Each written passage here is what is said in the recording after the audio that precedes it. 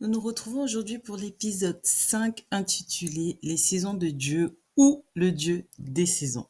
Hier, nous avons préparé, nettoyé, enraciné et fertilisé notre terrain.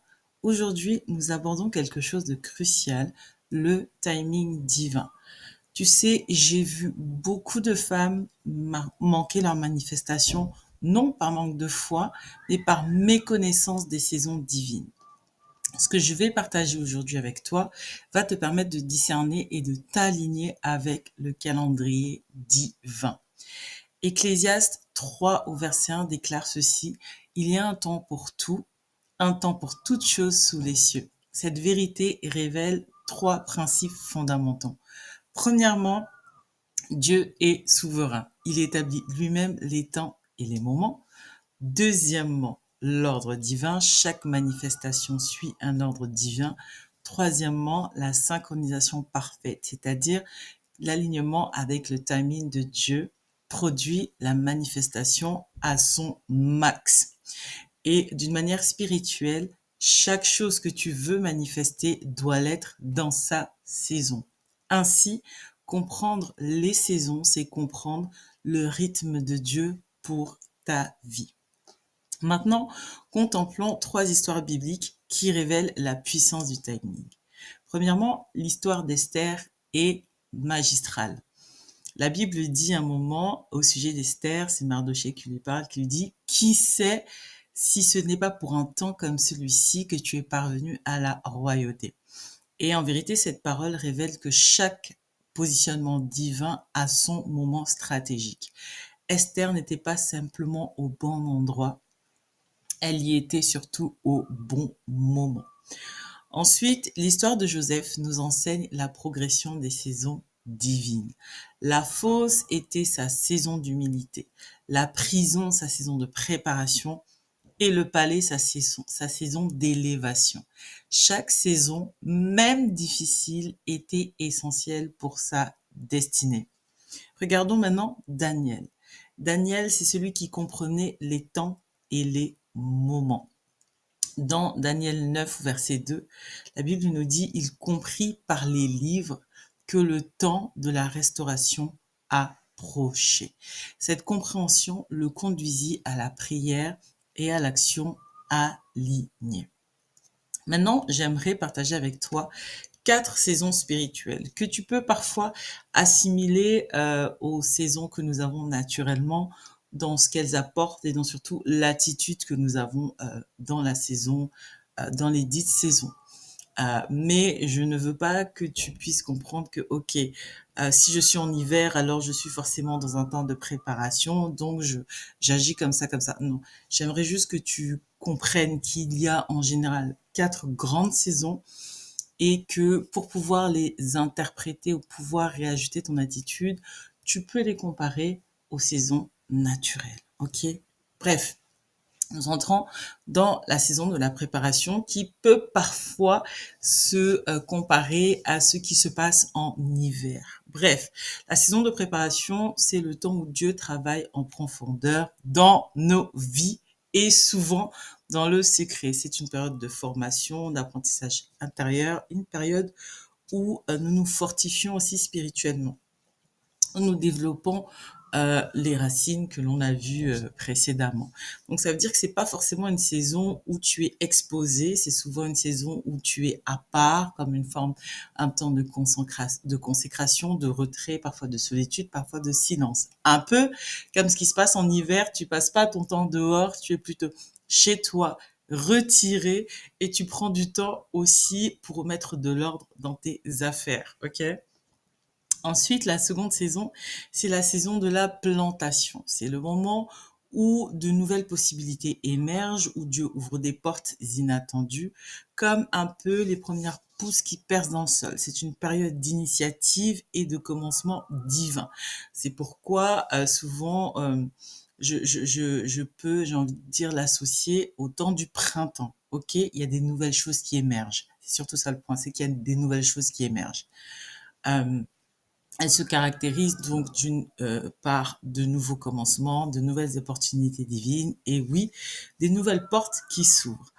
Ensuite, la saison de la croissance. C'est une phase où notre foi est testée et renforcée par les défis. C'est un temps d'expansion, de maturation à travers les épreuves. C'est pourquoi on peut, j'ai envie de dire, l'assimiler à ce qui se passe en été, de la même manière qu'une plante grandit sous le soleil ardent.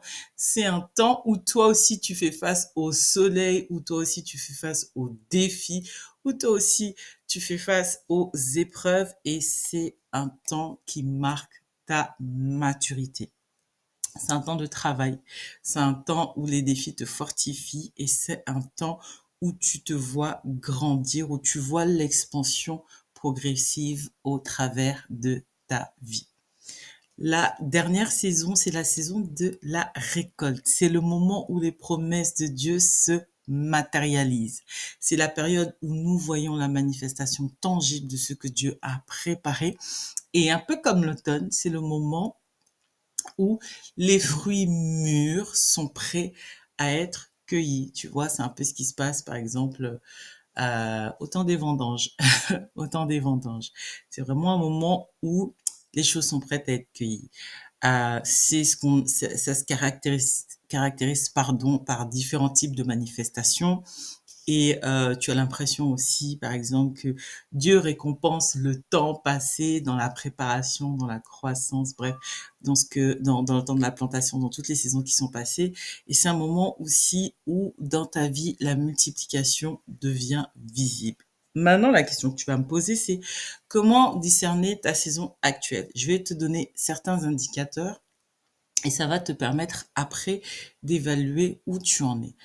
Premier indicateur, les signes que j'appelle prophétiques, comme des rêves récurrents, des paroles confirmées ou des circonstances qui s'alignent. Deuxième indicateur, j'ai envie de dire, j'appelle ça les témoins intérieurs. Ça peut être le témoin de la paix profonde, le fait de recevoir une direction qui est claire, c'est-à-dire tu sors de la confusion et tu rentres dans quelque chose de très clair. Et ça peut être aussi une conviction forte que tu as de manière spirituelle. Ok. Maintenant, il peut y avoir aussi ce que j'appelle les indicateurs, que sont les confirmations externes, qui sont comme des portes qui s'ouvrent et qui se ferment aussi en saison, des connexions divines et des opportunités qui sont alignées avec ce que tu veux manifester. Maintenant, je te propose de prendre ton journal prémisse 2025 pour un exercice d'activation. Ce que nous allons faire, c'est un exercice de discernement de la saison. Donc, premièrement, une évaluation saisonnière. Liste les signes actuels dans ta vie. Note les témoins intérieurs ressentis, identifie les confirmations reçues. Ensuite, fais une cartographie spirituelle, c'est-à-dire simplement dessine de manière prophétique une ligne de temps, marque les transitions saisonnières passées, projette les saisons à venir et après, écris aussi les alignements stratégiques. Pour ce faire, écris les actions spécifiques pour ta saison. Planifie également tes semences saisonnières et prépare les déclarations appropriées.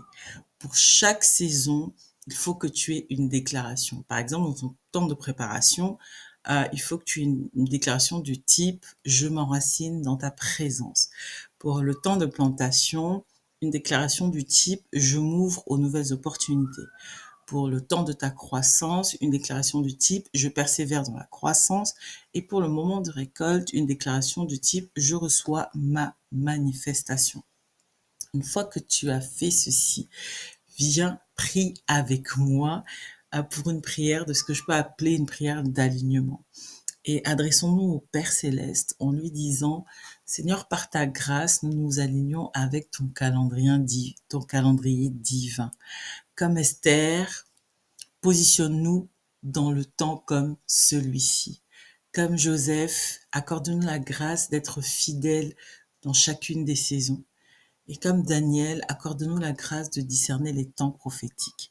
Accorde-nous la sagesse pour honorer chaque saison, pour manifester la patience dans notre temps de préparation, manifester la foi dans le temps de plantation, manifester la persévérance dans la période de croissance et la gratitude dans la saison de la récolte. Nous déclarons, Seigneur, que nous nous alignons parfaitement avec ton timing divin dans le nom puissant de Jésus. Amen.